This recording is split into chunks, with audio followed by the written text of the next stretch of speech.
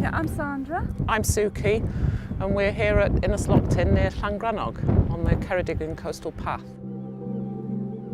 It makes me more appreciative of the countryside around you. You tend to go around blinkered sometimes. You know, it makes you stop and think and be thankful, you know, for all the wildlife and the smells and the scenery, you know. It's almost meditative. Yeah, it's really good, sort of almost mental health wise. It just puts a smile on your face. You might groan that you've got another hill to climb, but you just know when you get to the top you're just going to get an amazing view. It's just going to be so worth that effort. And you meet so many interesting people, so many characters. You know? And we've met a few. We've met a few, yes. Maybe yeah. think the same of us. Maybe.